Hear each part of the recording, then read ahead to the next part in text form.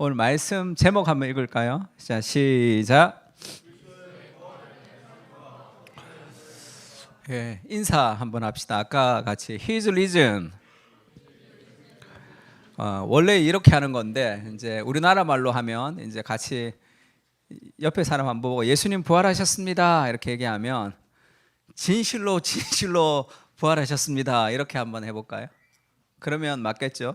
He has risen indeed 하면 뭔가 우리는 잘 모르겠어 그게 느낌이. 그래서 옆에 사람 한번 좀 보고 예수님 부활하셨습니다 한 사람이 하면 오른쪽 사람이 왼쪽 사람이 진실로 부활하셨습니다 이렇게 한번 할까요? 자, 시작. 예수님 부활하셨습니다. 네. 쑥스러워. 분위기 쏴해진 것 같은데 지금. 예, 말씀 같이 한번 봅시다. 오늘 말씀은 고린도전서 15장 51절에서 58절입니다. 제가 한 절 읽고 여러분 한 절 읽고 이렇게 하겠습니다. 보라, 내가 너희에게 비밀을 말하노니 우리가 다 잠잘 것이 아니요 마지막 날에 순식간에 호련히 다 변화되리니.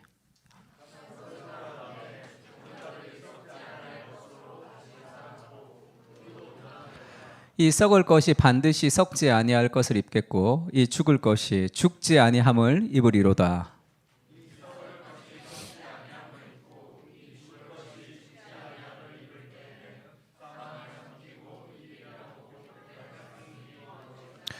사망아 너의 승리가 어디 있느냐? 사망아 네가 쏘는 것이 어디 있느냐?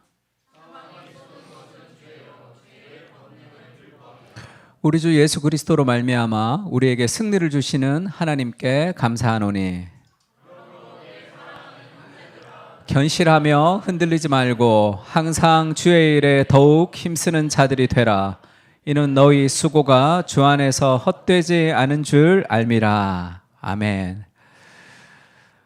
전 세계 대형 교회 순위 탑 10에 우리나라 교회가 2개가 들어가 있습니다.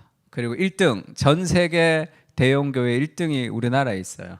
근데 제가 어릴 적에는 전 세계 대형 교회 10위 중에 5개가 한국에 있었습니다. 그러니까 엄청난 거죠. 그러니까 그리고 이 미국에서 나온 이 메가처치인데 미국 이외에 메가처치의 숫자를 이렇게 기록한 데인데 싱가포르에 14개, 나이지리아, 뭐 이제 이 영국이 있는데 한국이 제일 많습니다.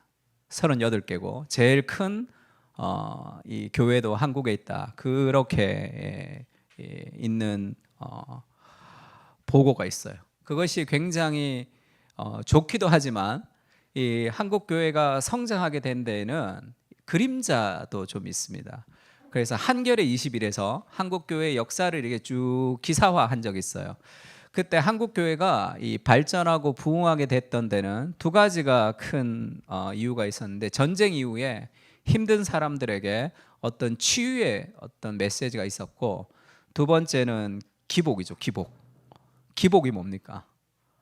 복을 기원하는, 하나님 복 주세요 이렇게 해서 예수를 믿으면 복을 받는다라는 그런 기복적 메시지가 그 당시 힘들었던 한국 사회에 통했다는 거죠. 그래서 많은 사람들이 이제 교회에 몰려오기도 했습니다. 요한 3서 2장에 보면 그런 말씀이 있어요. 사랑하는 자여 내 영혼이 잘됨 같이 네가 범사에 잘되고 강건하기를 내가 간구하노라 라는 이 요한의 편지입니다. 요한이 가이오에게 보내는 편지인데 그 당시에는 이것을 어떻게 이제 해석을 하고 가르쳤냐면 내 영혼이 잘됨 같이를 교회를 열심히 잘 믿으면 범사가 잘 되고 사업이 잘 되고 강건하기를, 건강해진다, 병이 낫는다라는 그런 메시지를 전했습니다. 그래서 예수를 믿으면 돈을 많이 벌고 건강해진다라는 그 메시지가 이 6.25 이후에 힘들었던 한국 사회의 많은 사람들에게 보편화됐다는 거죠. 그러니까 모두 다 그런 것은 아니지만 어쨌든 많은 사람들에게 보편화됐다는 것은 그만큼 뭔가가 통하는 면이 있었다는 거죠. 그게 좋은 면도 있고 그리고 좀 좋지 않은 면도 있겠죠. 우리가 베스트셀러다 그러면 굉장히 많이 읽힌다는 책이지 그 책이 질적으로 뛰어나다고 얘기할 수 없는 그런 것과 좀 비슷한 현상이 있습니다. 그래서 이런 현상들에 대해서 여러 가지 이야기들이 있었는데 제가 예전에 섬겼던 우리 오카노 목사님이라고 사랑의 교회에 계셨던 분은 한창 부흥할 때요. 이때는 한국 교회가 쇠퇴기가 아니라 한창 부흥할 때입니다. 그때 평신도를 깨운다 해서 이렇게 쓰셨어요. 이상하게 들릴지 모르지만 한국 교회의 부흥은 그 성격이나 유형이 지난 30년 동안의 고도 성장을 주도해온 근대화 운동과 비슷한 데가 있다는 거예요.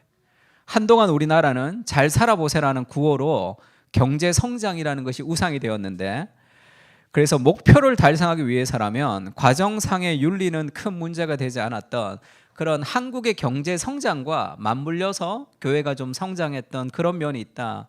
이것이 좀 잘못된 허수와 허상이 많다. 그런 얘기도 했습니다. 그러니까 팀 켈러가 답이 되는 기독교에서 이렇게 얘기했는데, 우리가 역사는 진보한다 이렇게 생각하죠. 역사는 발전한다고 생각하는 그런 생각이, 그것은 이 세속적 역사의 진보가 지금 이 오늘날에는 이 자본주의와 민주주의가 끝까지 가면서 굉장히 암울해진 시대가 된 거죠. 세속적 역사의 진보라는 개념이 성립하려면 무제한 경제 성장으로 갈망이 팽창되어야 하고 물질적 번영이 필수적이죠. 그래야 사람마다 자기의 선에 따라 날로 더 자유롭게 행복을 추구할 수 있기 때문이죠. 하지만 이런 식의 경제 성장은 계속 이어질 수가 없는 거예요. 그러니까 역사는 진보한다 할 때 그 역사의 진보는 정말 역사가 발전하는 게 아니라 기술의 발전이 역사의 진보라고 착각할 때가 있죠. 그래서 정말 우리가 더 행복해지고 더 좋아졌느냐 하면 그렇지 않아질 확률들이 더 많습니다. 그러니까 경제 성장이 멈춘 시대에 역사의 진보라는 것이 지금 회의주의로 많이 돌아갔죠. 그러니까 한국교회 성장도 마찬가지라는 거죠. 예수를 믿으면 잘 되고 복을 받고 예수 믿으면 잘 된다라는 그 메시지가 경제 성장이 한창 있을 때는 어느 정도 통용되었지만 지금 시대에는 그것이 이렇게 통용되지 않는 그런 상황에 빠졌다는 거예요. 그래서 존 파이퍼라는 미국의 유명한 목사님은 그것을 번영의 복음이라고 그러죠. 이 예수 믿으면 잘 된다는 것을 번영의 복음이라고 그러는데 그것은 잘못된 복음이다 이렇게 얘기하죠. 번영의 복음. 미국이 수출한 잘못 수출했던 복음이다. 그래서 아프리카와 아시아 쪽에 수출한 잘못된 복음이라고 얘기합니다. 그러니까 왜 번영 복음? 예수 믿으면 이것도 잘 되고 저것도 잘 된다고 했던 그것이 왜 잘못됐냐는 거죠. 이 번영의 신학은 굉장히 사람들을 매혹시키지만 번영의 신앙은 인간의 고난의 문제에 대해 답을 제시하지 못합니다. 고통하는 세상에서 고통과 고난에 대해서 제시할 답이 없는 거죠. 그래서 한때는 이 번영 신학의 어떤 핵심이었던 이 로버트 슐러라는 목사님이 있습니다. 크리스탈 처치라고 미국에 가면 이 유리로 만든 크리스탈로 만든 큰 교회가 있어요. 지금은 팔렸습니다. 사람이 없어서. 그때 당시에는 굉장히 유명했던 교회였죠. 그래서 그런 분들은 교회에서 사람들에게 죄라는 단어를 쓰지 말라 이렇게 얘기했어요. 왜냐하면 소비자 중심주의, 상처라고 얘기해라. 그렇게 해서 더 많은 사람들을 이렇게 모아야 된다고 해서 드라이빙 처치 앤 워킹 처치라는 개념을 도입해서 교회가 너무 대형 교회니까 사람들이 차를 타고 와요. 내리지 않아도 예배를 드릴 수 있다는 거예요. 그래서 예배를 여기서 사람을 드리고 이쪽으로 가면 자동차 있는 데서 주파수를 맞추고 예배를 드렸습니다. 그러니까 얼마나 편해요. 그래서 더 많은 사람들이 그 교회를 막 가득 채웠던 그런 시대가 있었습니다. 근데 그것은 다 적극적인 사고방식에 불과하죠. 그러니까 적극적인 사고방식, 우리가 오늘날 자기개발서들은 그 베이스가 어떤 적극적인 사고방식에 있는데 그 출발이 노만 빈센트 힐이라는 사람이 쓴 적극적인 사고방식, 생각이 바뀌면 운명이 바뀐다. 목사님이에요. 노만 빈센트 힐이라는 목사를 통해서 이제 나왔습니다. 또 로버트 슐러 목사님이 불가능은 없다 이렇게 썼죠. 오늘날에 미국에서 제일 큰 이 레이크 우드 처치의 그 조엘 오스틴 같은 사람도 이 잘 되는 나 이런 책들을 쓰고 있습니다. 그러니까 이것이 좋잖아요. 예수 믿으면 복을 받고 잘 된다고 얘기했던 것이 좋은데 이 자기계발서 정도로 끝이 나는 거예요. 인간의 고통과 힘듦과 고난의 문제에 대해서 답을 제시하지 못하는 기독교가 되기 때문에 이것이 무언가 좀 이 잘못된 방향으로 갈 수 있는 가능성이 많습니다. 오늘날 교회는 어떤가를 보면 오늘날은 특히 우리 같이 약간 젊은 사람들은 이 교회가 번영신학, 예수 믿으면 복 받는다는 것은 잘못된 것이다. 다들 그렇게 얘기해요. 그래서 우리는 예수 믿고 복 받는 그런 교회가 아니다. 그런 메시지가 아니다라고 얘기합니다. 근데 문제는 뭐냐면 그래서 우리는 기복적인 신앙을 버렸습니다. 근데 그러면 나는 무슨 신앙을 가지고 가는가 했을 때 내게 없는 거예요. 기복은 버렸지만 내게 없기 때문에 세속화되는 거죠. 그래서 어떤 면에서는 기복보다 더 못된 신앙이 돼버리는 경우도 많습니다. 기복은 잘못됐지만 고난이 있을 때 어떻게 해요? 막 기도한단 말이야. 왜? 그것이 잘 될 거야, 잘 될 거야 라는 어떤 그런 믿음을 가지고. 그런데 오늘날은 이것도 저것도 아닌 그런 시대가 돼버렸다는 생각이 듭니다. 샘 올벨이라는 목사님이 그런 얘기했어요. 많은 그리스도인들이 부활을 믿고 부활절마다 그 믿음을 고백하지만 남은 한 해 동안 사실상 그것을 도로 서랍에 처박아 둔다는 거예요. 왜냐하면 부활로 무엇을 어찌해야 할지를 모르기 때문이다. 이렇게 얘기했습니다. 와닿죠. 이렇게 그리스도의 부활절 막 찬양해. 그리고 예수님 살아나셨다 막 얘기해. 달걀도 먹어요. 근데 가면 내 삶에 어떤 부활이 내 삶의 어떤 지점에도 연결되지 않는 그런 삶을 살아갈 때가 많습니다. 그러니까 그것을 연결하는 게 복음이죠. 복음이 능력이 없는 것이 아니라 이 잘못된 복음과 연결되지 못하는 복음들을 우리가 이제 연결하며 살아야 돼요. 우리 삶 속에서. 그래서 우리 삶을 통해서 정말로 부활의 그리스도를 품고 살아가는 것이 어떤 것인지를 좀 알려줄 필요가 있습니다. 그리스도의 부활은 그리스도의 고난과 함께, 그리스도 십자가의 고난과 부활이 함께 연결되어 있는데 이 필립 얀시가 내가 고통당할 때 하나님 어디 계십니까? 이런 책을 썼어요. 내가 고통당할 때 하나님은 도대체 뭐 하냐? 존 스토트가 그렇게 얘기했습니다. 성경은 악과 고난의 문제에 대해서 완전한 해결책을 제공하지는 않습니다. 성경의 목적은 철학적이보다는 실제적이고 죄와 고통의 문제에서 성경은 기원을 설명하는 것이 아니라 그것을 극복하도록 돕는다는 거죠. 왜 이 땅에 고통이 있습니까? 하나님이 계시면 이런 참사들과 그런 세상의 고통이 왜 있는지에 대한 질문에서 성경은 명확하게 답하지 않습니다. 아마도 그것은 인간의 한계 이상의 어떤 영역이다 얘기하는 것 같아요. 욥기 같은 데를 보면. 그러나 그 인생의 고통에 대한 이유를 명확하게 설명하지 않지만 그 인생의 고통을 이겨나갈 수 있는 힘들을 복음이 제공하는 거죠. 그래서 존 스토트가 그렇게 얘기하죠.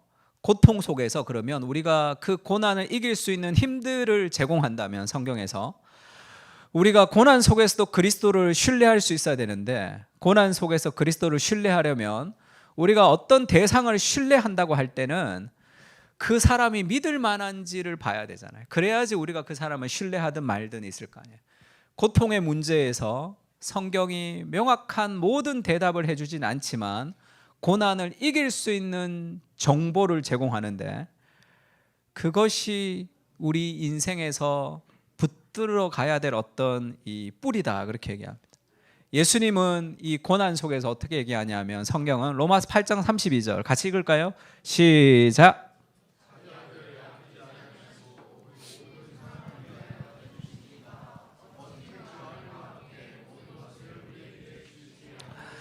신이라는 분이 이 땅에 오셨는데 인간으로 오셔서 고통을 당하셨다. 이것이 기독교가 말하는 신관이죠. 세상에 많은 신들이 있습니다. 근데 그 많은 신들은 다 능력 있고 전능하셔서 내가 기도할 때 문제를 해결해 주는 신이지 나와 함께 고통을 당한다는 신은 세상에는 존재하지 않는 신이죠. 그 아들을 아끼지 아니하고 우리를 내어주셔서 우리의 고통 가운데 고통을 이해하시는 그리고 사사기에는 이런 말씀이 있죠. 같이 읽을까요? 시작.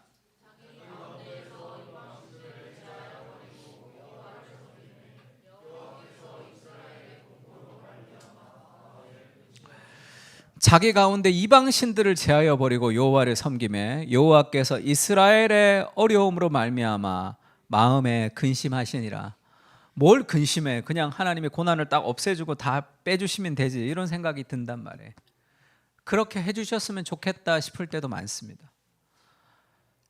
근데 하나님이 그런 방식으로 고통을 해결하는 것이 아니라 우리의 고난에 마음에 함께 근심하시는 분이시다, 이렇게 얘기했습니다.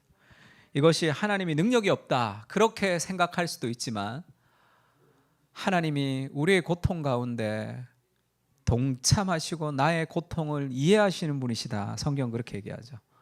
너무 아파요. 그러면 능력 있는 배우자가 돈 주면서 치료해, 그렇게 얘기하는 것이 아니라 나의 아픔을 함께 동참해서 동감하고 이해해 주는 하나님이다, 이렇게 얘기하죠. 그래서 존 스토트가 그렇게 얘기했습니다. 자기가 만일 십자가가 없었다면 자기는 하나님을 절대로 믿지 않았을 것이다, 이렇게. 내가 믿는 유일한 하나님은 니체가 십자가 상의 하나님이라고 조롱한 바로 그분이다. 니체는 철인, 이 강한 인간, 이 멘탈이 강한 사람을 추구했죠. 근데 하나님이 십자가에 달려서 죽었다고 그 조롱하는 거죠. 그런 하나님 필요 없어, 능력 없는. 근데 존 스토트는 그 십자가상에 달려있는 조롱하는 니체가 조롱했던 그 하나님이 더 마음에 들었다는 거예요. 왜냐하면 고통으로 가득 찬 현실 세상에서 어떻게 그 고통으로부터 면제된 하나님을 경배할 수 있을 것인가.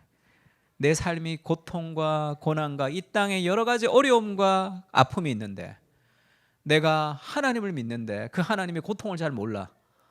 그 하나님을 내가 어떻게 경배할 수 있을까, 그렇게 얘기하죠. 그래서 아시아의 여러 사원을 다니면서 이 불교 사원에서 부처님 앞에 이렇게 공손히 많이 서봤다는 거예요, 존 스토트가.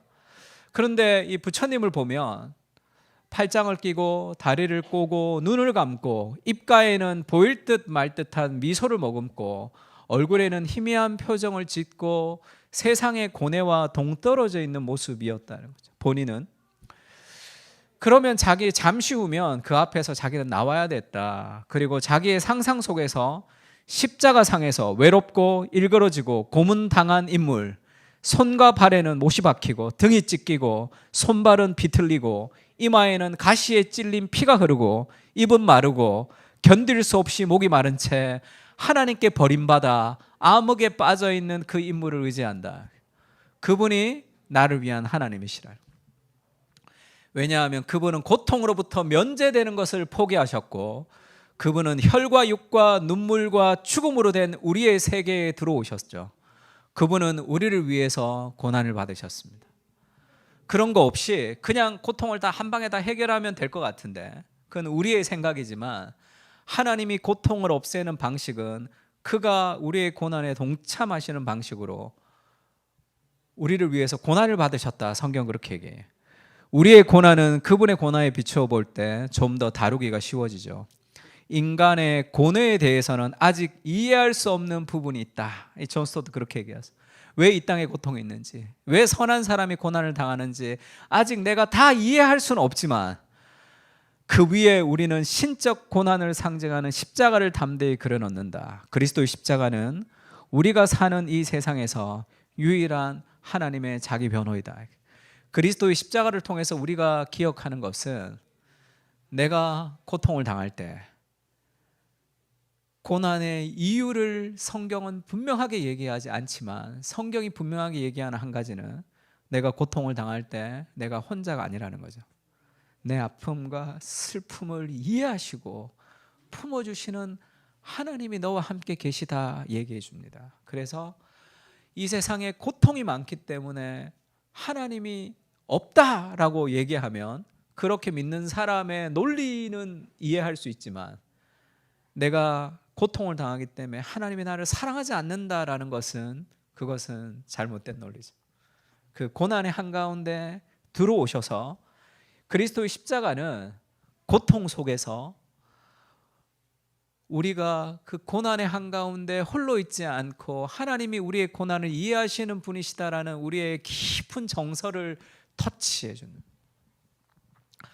그래서 많은 사람들이 그렇게 생각하죠. 하나님이 선하시면 고통을 싫어하시고 하나님이 전능하시면 고통을 없앨 수 있기 때문에 하나님이 선하고 전능하시다면 세상에 고난이 없어져야 되는데 세상에 고난이 있는 이유는 하나님이 선하지 않거나 전능하지 않거나 둘 중에 하나다, 이렇게 얘기합니다.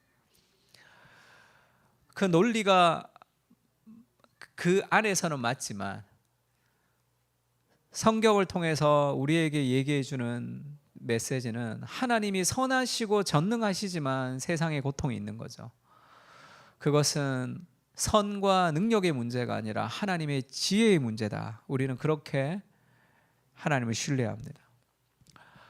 이것이 오늘의 고난의 문제를 어떻게 우리 삶 가운데 이루어 가냐면, 스탠리 하워스라는 목사님이에요. 한나의 아이라는 아주 유명한 책을 썼습니다.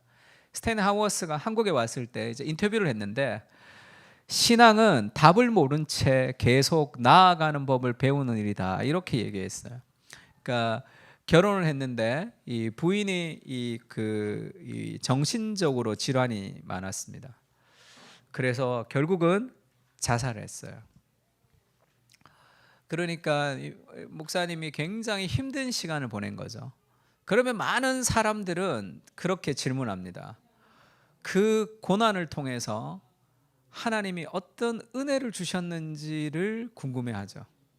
사실 어떤 의미에서는 정서적 폭력 같은 거예요. 그런 것은 고통당한 사람들에게 마치 하나님이 나를 성숙시키기 위해서 우리 아내에게 고난을 준 것 같은 그런 느낌으로 사람들은 생각할 때가 많습니다. 내가 이 고난을 당해서 이 고난이 나를 성숙하게 했다는 것은 그 고통을 통해서라도 하나님이 우리를 성숙시키는 분이시라는 뜻이지, 이 고난으로 나를 성숙하게 하기 위해서 하나님이 그 고난을 창시했다는 것은 아니죠. 그런 말을, 인간의 타락한 세상 속에 수많은 인간의 악한 자유의지가 고통과 눈물을 만들지만 그것까지도 하나님이 선으로 만드실 수 있는 분이시다. 성경은 그렇게 얘기하는 거죠. 스탠리 하워스가 그런 질문에 잘 모르겠다, 이렇게 얘기했어요. 지금도 잘 모르겠다. 나 너무 힘들었다. 그리고 지금도 힘들다. 근데 하나님이 이런 이유 때문에 나한테 이렇게 해주실 것이라는 걸 모르는 게 그게 더 맞는 것 같다는 거죠. 하나님이 이런 이유 때문에 나한테 이렇게 고난을 했구나 하면 고작 그 인간의 생각 정도죠. 그러면 하나님에 대한 더 큰 오해가 쌓인단 말이에요.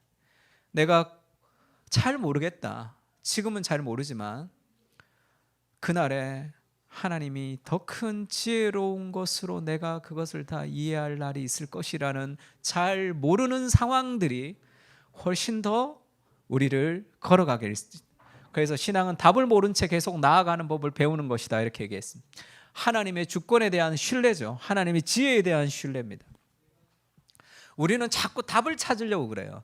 우리가 이런 고난을 당하는 이유는 이것 때문이야, 저런 이유는 이것 때문이야, 너무 쉽게 우리 안에서 답을 좀 찾으려고 하는 경향들이 있습니다. 그래서 스탠리 하워스 그렇게 얘기해요. 나는 우리의 상황을 비극이라고 여기지 않았다. 비극보다는 이 비애감, 이 파토스라고 얘기했습니다. 비애감이 우리의 결혼 생활을 기술하기에 더 적절한 단어 같다. 앤, 자기의 아내입니다. 앤과 함께 살면서 나는 삶을 통제할 수 없을 때도 살아가는 법을 배웠다는 거예요. 왜 그런지, 왜 이런 일이 있는지, 내 삶에 그것에 대해서 명확한 이유를 알지 못하지만 살아가는 법을 배운 거죠. 답이 없지만 그리스도인으로 사는 것은 답 없이 사는 법을 배우는 과정이죠. 이것이 더 멋진 일이다, 이렇게 얘기했습니다. 신앙이라는 것은 답을 모르는 상황에서도 계속 나아가는 것이죠. 왜냐하면 내가 생각하는 내 결론, 내 방식이 아니라 하나님이 내 인생에 가장 선한 것을 주시는 분이시라는 확신, 그러니까 이 그리스도의 십자가의 죽음과 부활은 연결되어 있는 거죠. 그리스도의 부활은 마지막 날의 완전한 회복의 출발점입니다. 완전한 회복이 시작이 되었어라는 사인을 우리에게 보여주는 것이고, 마지막 날은 완전히 회복될 것이지만 오늘을 어떻게 살아가느냐는 그리스도의 십자가의 고난을 통해서 나와 함께 고난을 당하신 하나님의 은혜를 붙들고 내가 다 알 수 없는 이유 속에서도 우리는 그 믿음을 가지고 걸어갈 수 있는 힘을 공급하는 거죠. 뭘 다 알아야 되는 거 아니에요. 내가 다 알아야지 그것을 이해할 수 있는 것도 아닙니다. 신앙이란 답이 없는 가운데도 걸어갈 수 있는 힘을 주는 거죠. 그 힘 안에 그리스도의 십자가와 그리스도의 부활이 우리의 오늘의 현실에 연결되어 있는 거죠. 그래서 고린도전서 13장 12절을 이렇게 얘기합니다. 같이 한번 읽을까요? 우리가 시작.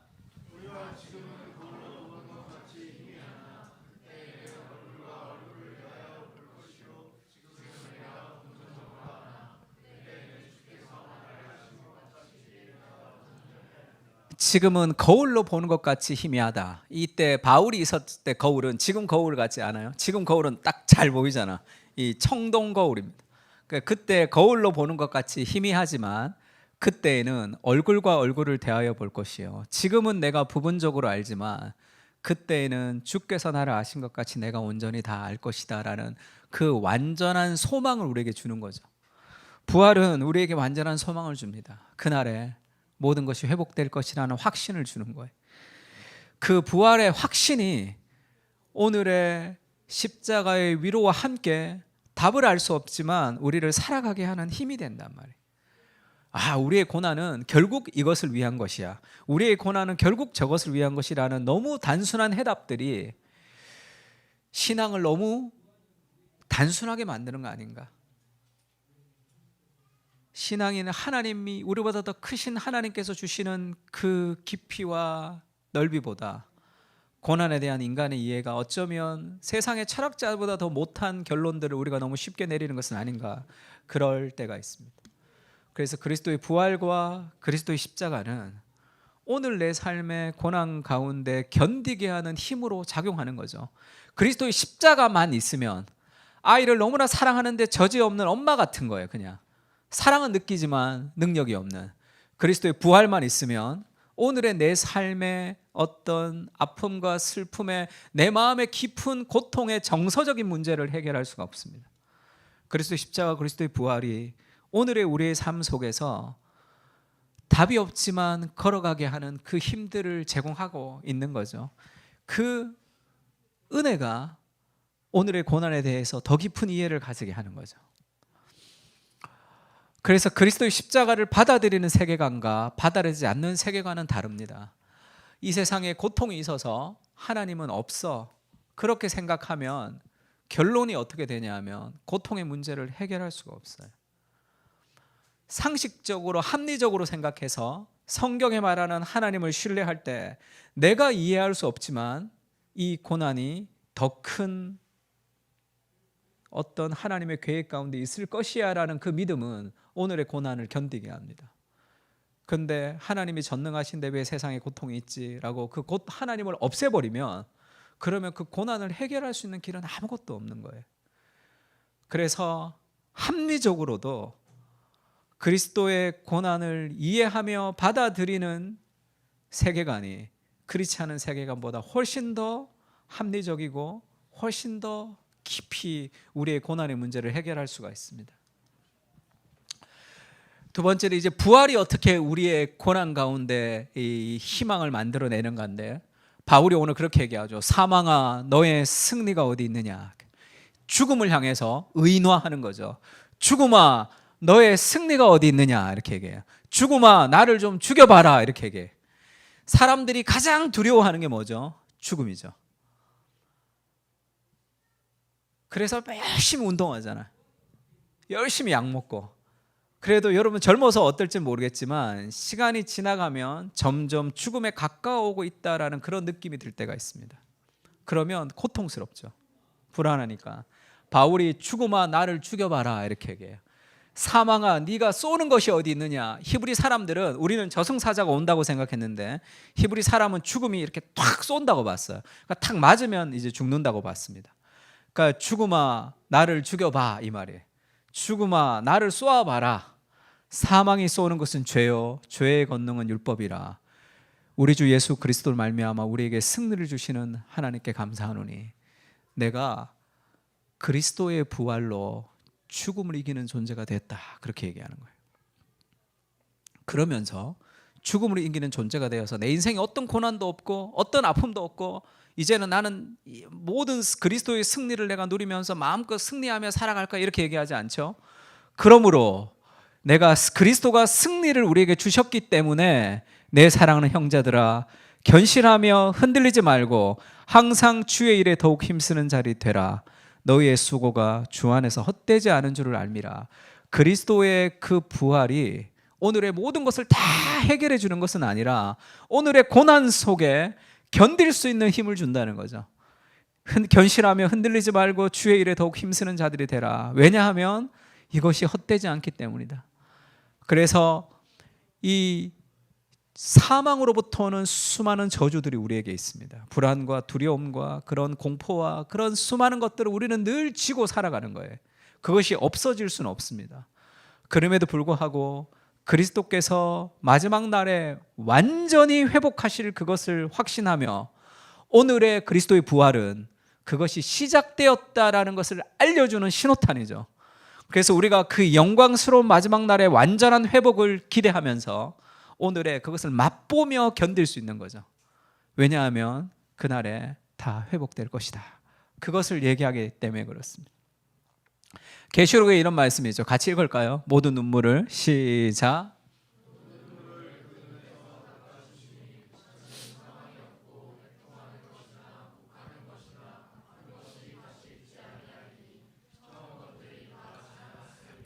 그날에 예수님이 어린 양 샘물가에서 우리의 모든 눈에 눈물을 씻어 주실 것이다 이렇게 얘기합니다. 모든 눈에서 눈물을 닦아 주시니 다시는 사망과 눈물이 없는 그런 날이 올 것이다 이렇게 얘기해요. 이 말은 무슨 말입니까? 결국은 이 땅에서는 눈물이 있다는 거죠. 그날에 우리는 마지막에 모든 눈물을 다 씻을 것이, 이 땅에서는 눈물이 있고 아픔이 있고 슬픔이 있고 이유를 알 수 없는 고난도 있습니다. 그러나 그 그리스도의 부활이 오늘의 내 삶 속에서 완전한 회복이 시작되었다는 걸 알려주는 신호탄이기 때문에 그것을 붙들고 우리가 견디며 걸어갈 수 있는, 오늘의 고통 속에서도 견딜 수 있는 힘이 있는 거죠. 죽음도 마찬가지입니다. 유진 피터슨이 그런 얘기했는데요. 그리스도의 부활은 과거의 사건이죠. 예수님 죽었습니다.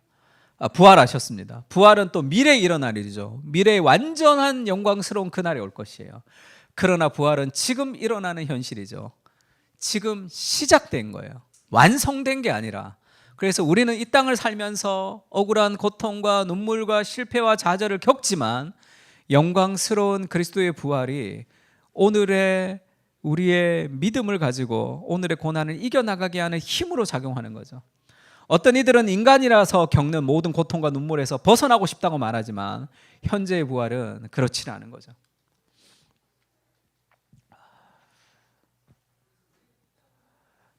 오늘 우리가 불렀던 찬양도 그리스도 나의 산 소망이다 이렇게 불렀죠. 베드로전서에서 나온 말씀인데 우리 주 예수 그리스도의 아버지 하나님을 찬송하리로다. 그의 많으신 긍휼대로 예수 그리스도를 죽은 자 가운데에서 부활하게 하심으로 말미암아 우리를 거듭나게 하사 산 소망이 있게 하시며, 이 산 소망이 뭐죠? 리빙 호프죠. 살아있는 소망이죠. 오늘의 고난을 이기는 것은 마지막 날에 완성된 회복을 그냥 견디는 것이 아니라 그 완성된 회복을 여기서 맛보는 거예요.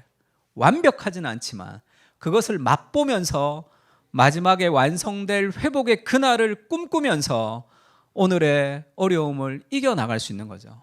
그것이 부활의 출발이며 능력입니다. 바울이 그렇게 얘기하죠. 부활이 없다면, 그리스도께서 다시 사는 일이 없다면 너희의 믿음도 헛것이요 너희가 여전히 죄 가운데 있을 것이고 그리스도 안에 잠자는 자도 망하였으리니 만일 그리스도 안에서 우리가 바라는 것이 담은 이 세상 삶뿐이면 모든 사람 가운데 우리가 더욱 불쌍한 자라. 그리스도의 부활이 없으면 정말로 내가 내 인생에서 제일 불쌍하다. 부활이 없으면 우리는 절망이죠. 부활이 없는 인생은 절망적인 인생입니다. 그리스도의 부활은 오늘의 우리의 삶을 어떻게 이 고난을 이기게 하느냐 하면 어떤 성폭행범이 우리의 가족에 성폭행을 했던 일을 당한 사람이 있다고 가정을 합시다. 어떤 유괴범이 우리의 자녀를 데리고 가서 우리 자녀가 돌이킬 수 없는 상처를 받았다고 가정을 해요. 그런데 그 인간이 처벌을 잘 받지 않아요. 그럼 분노하죠.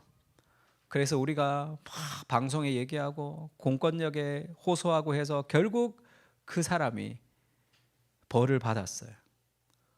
그런다고 정의가 다 이루어집니까? 이 땅에서의 정의는 완전한 정의가 아니에요. 왜냐하면 다시 돌아올 수 없잖아요. 누군가가 유괴를 해서 자식을 죽였어요. 그에게 합당한 벌이 떨어졌습니다. 그렇다고 내 마음은 다 공평하고 정의롭다고 생각합니까? 다시 살아 돌아올 수 없잖아요. 이 땅의 모든 정의는 다 불완전한 정의입니다. 그래서 어떤 사람은 그렇게 얘기하죠. 이해는 이해, 눈의 눈으로 돌아가야 된다는 거예요. 돈 많은 놈들 나 때려놓고 돈으로 해결하니까 걔도 맞아야지 공평하다 그러죠. 그렇게 걔를 때리면 공평합니까 그게? 내가 맞은 것은 돌이킬 수 있냐고. 성경이 말하는 부활은 마지막 날에는 모든 것이 회복될 것이다. 헬라 철학자들은 이 세상과 이 우주가 마지막에 불타면서 없어질 것이라고 생각해. 그렇게 믿을 수도 있지만 그 세계관을 가지고 있을 때 이 땅의 삶의 문제를 해결할 수 없잖아요. 성경은 마지막 날에 모든 것이 다 회복될 것이라고 얘기합니다. 9.11 테러가 났을 때 그 자기 자식이 죽은 줄 알다가 3일 만에 돌아온 그 사람의 스토리가 있었죠. 그렇게 막 자기 자식이 죽은 줄 알고 울다가 3일 만에 다시 살아왔을 때 그 감격스러움, 그것이 3일이 아니라 40년, 50년, 60년이라고 생각하면 되는 거죠. 이 땅에 죽음과 고통과 눈물과 헤어짐과 그 아픔이 있었지만 그날에는 완전하게 회복될 것입니다. 우리도 박위라고 있죠. 그 휠체어 타고 지금 결혼한다고 막 얘기를 하던데, 미국에도 존 에릭 타다라고 그 휠체어를 타고 다니면서 강의를 하는 그분들이 있죠. 그분이 이제 어느 날 집회를 갔는데 우리가 다 무릎을 꿇고 기도합시다 이렇게 얘기했는데 무릎을 못 꿇잖아요. 그래서 막 울고 있으니까 그 기도를 인도했던 목사님이 미안하다 내가 이렇게 무릎을 못 꿇는지 몰랐다 그랬더니 그 존 에릭 타다가 내가 무릎을 못 꿇기 때문에 서글퍼서 우는 게 아니다.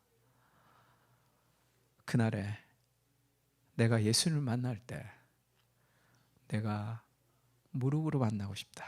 그렇게 얘기했다.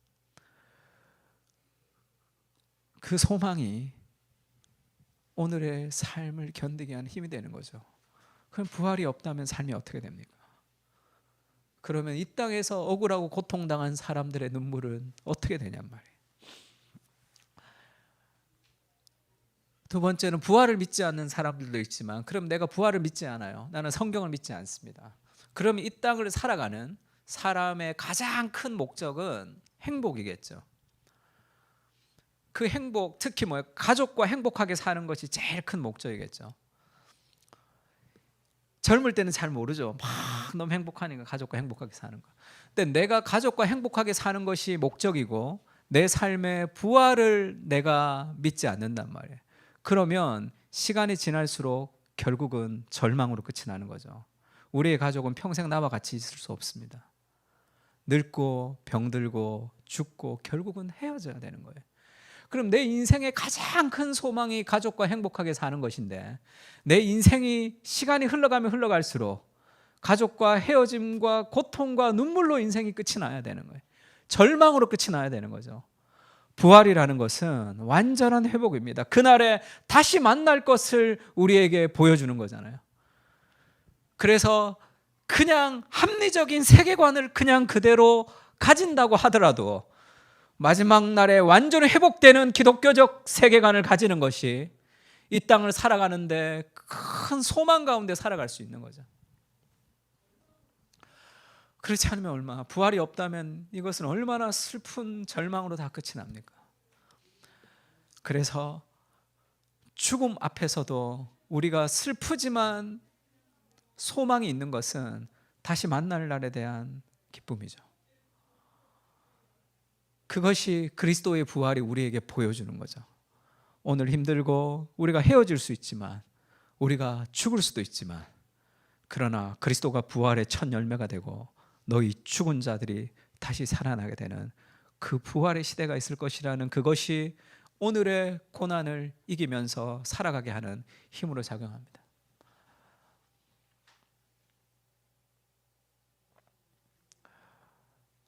이거는 파병 갔던 엄마가 우리 아이 만나는 건데 정말 감동적인 스토리죠.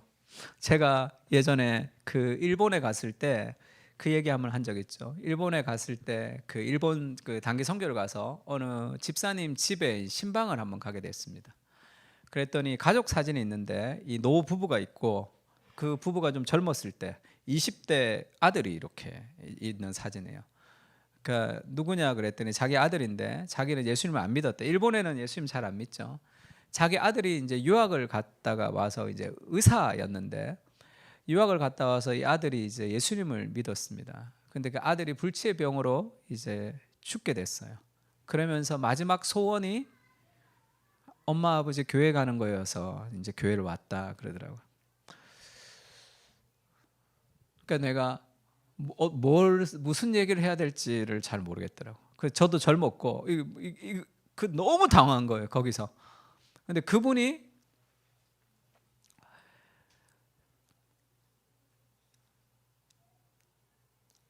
저한테 어떤 사인 비슷한 걸 주셨어요, 얘기하면서. 그래서 제가 이제 설교 비슷하게 했는데, 하나님도 자식이 죽은 아픔을 이해한다.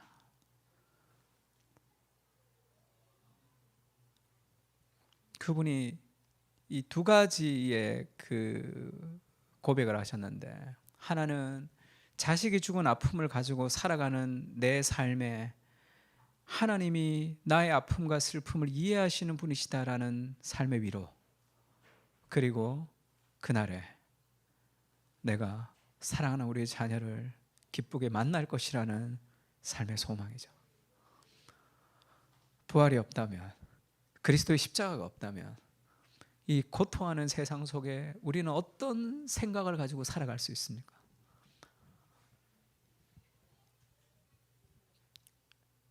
성경의 복음이 우리에게 모든 것을 설명해 주지 않지만, 이 땅의 고난을 가장 선하게, 그리고 이 땅의 고난 가운데서도 우리가 소망을 가지고 살아갈 수 있는 힘들을 그리스도 십자가와 복음은 우리에게 전해주고 있는 거죠. 그리스도가 자신의 목숨을 버리시면서 나와 함께 고통을 당하셨던 그 아픔을 이해하시는 하나님으로, 그리고 그날에 모든 것을 회복시켜 주시는 그 삶의 능력으로 오늘 우리의 삶에 소망을 심어주시는 거죠. 그래서 그렇게 얘기하죠. 그러므로 우리 같이 한번 읽어볼까요? 고린도전서 시작.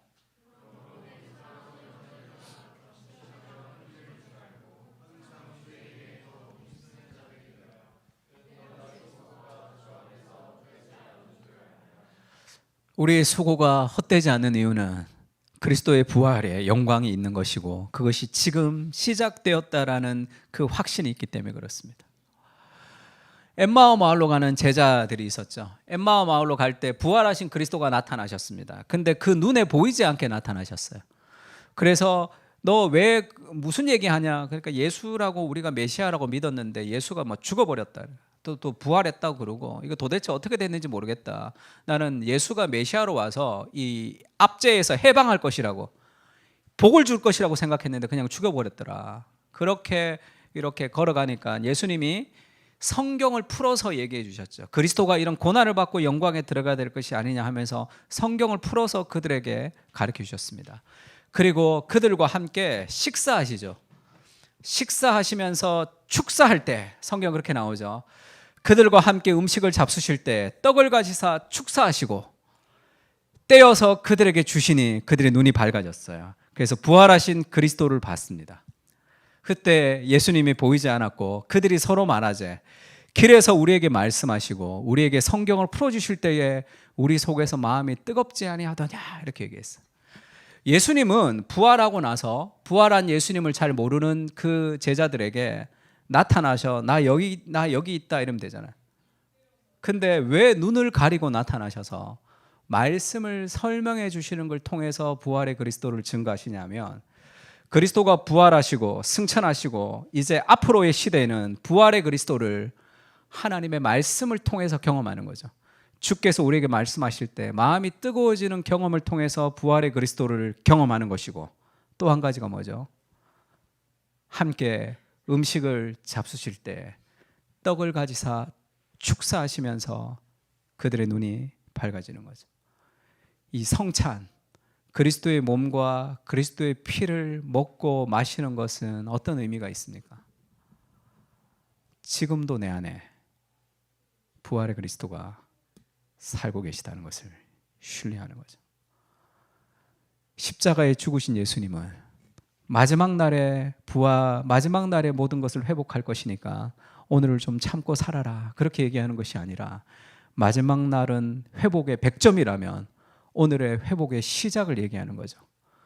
그 부활의 그리스도가 우리 안에서 지금도 살아가고 있다. 그것을 확신하고 기념하는 것이 성찬입니다. 그래서 성찬을 우리가 고난주간에도 성찬을 한 적이 있지만 이번에는 부활절날 성찬하고 싶었어요. 그리스도의 고난에 대한 이해도 필요하지만 그리스도의 부활에 오늘 우리 가운데 살아가신 예수님은 십자가에 고통당하신 예수님이기도 하지만 부활의 그리스도죠. 죽음을 이기고 사망의 저주를 깨치고 부활하신 그리스도가 내 안에 계시는 거예요. 그러니 네 인생에 여러 가지 어려움이 있고 시련이 있고 고통이 있어도 괜찮다. 왜냐하면 그 어떤 고난도 우리를 무너뜨릴 수 없는 거예요. 왜냐하면 모든 고통 속에 있는 저주가 그리스도의 십자가에서 다 가져가셨기 때문에 그랬습니다. 예수님이 하나님으로부터 버림을 받으시면서 우리가 이제는 버림받지 않는 존재가 되는 거죠. 삶의 여러 가지 시련과 고통 속에서 지금도 부활의 그리스도가 내 안에 살아가고 계시다는 그 삶의 확신을 가지고 영광스러운 미래의 소망을 붙들고 오늘의 고난을 견디며 살아갈 수 있는 힘이 거기에 있는 거죠. 아프지 않는 세상을 사는 것은 아니지만 힘든 속에서도 부활은 우리에게 진정한 생명력을 주는 힘으로 작용을 하게 됩니다. 우리가 오늘 성찬을 같이 할 텐데 오늘 성찬을 할 때는 그런 생각을 좀 가지면 좋을 것 같아요. 십자가에서 나를 위해서 죽으신 그리스도의 대속의 은혜를 기억하고 두 번째는 지금 내 안에 계시는 분이 누구인지 부활의 그리스도 죽음과 사망을 이긴 그리스도가 지금도 내 안에 살아가고 계시다는 거예요. 그래서 우리의 삶의 모든 고난들을 이길 수 있는 힘들을 거기서 공급받을 수 있습니다. 우리 공동체 고백을 좀 하고 성찬을 하면 좋을 것 같은데 우리 같이 한번 읽어보겠습니다. 우리는 같이 읽을까요? 시작.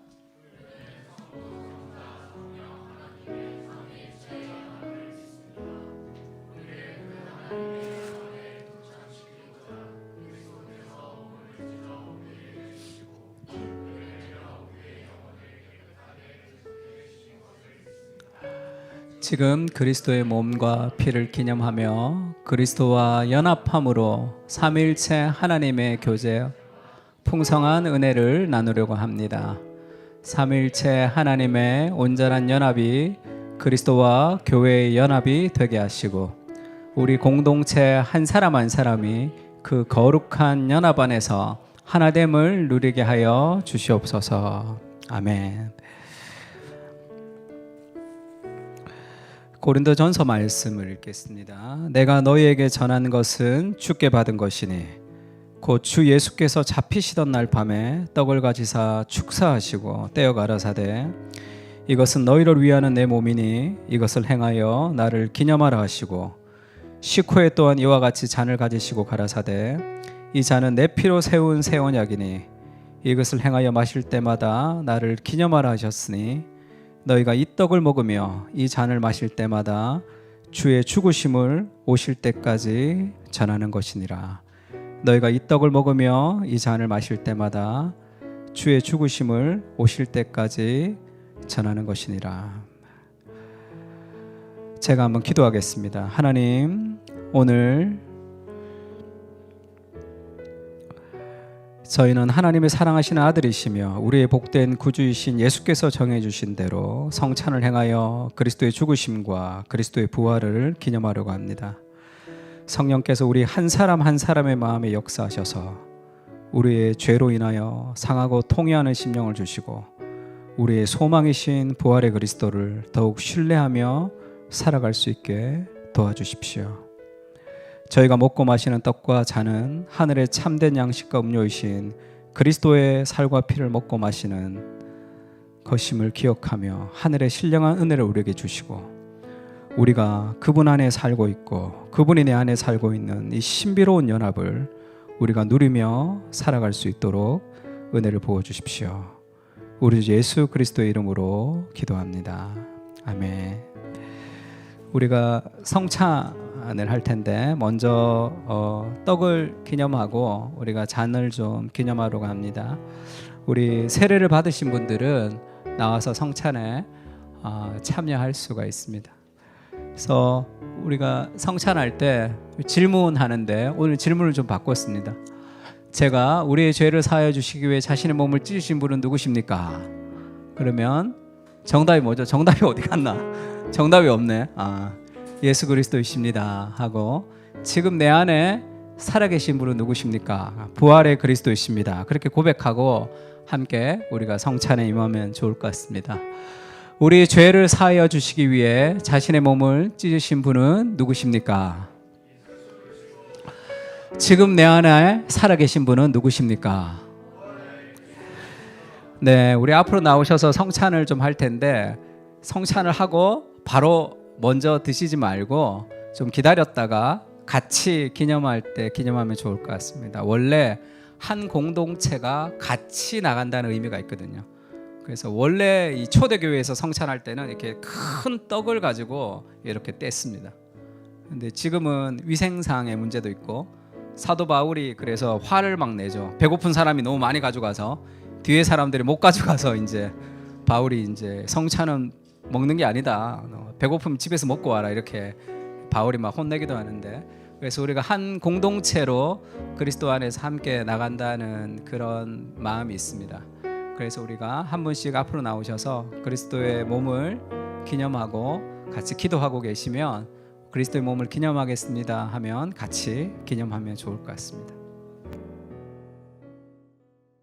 이제는 우리 주 예수 그리스도의 은혜와 하나님 아버지의 무한하신 사랑과 성령님의 교통하시는 은사가 지금도 내 안에 살아계시는 부활의 그리스도를 신뢰하며 장차 임할 영광스러운 회복의 날을 소망하며 오늘을 승리하기를 다짐하고 돌아가는 사랑하는 그 사랑교회 교인들 머리 위에와 하나님 백성들 머리 위에 이제로부터 영원까지 함께 계실지어다.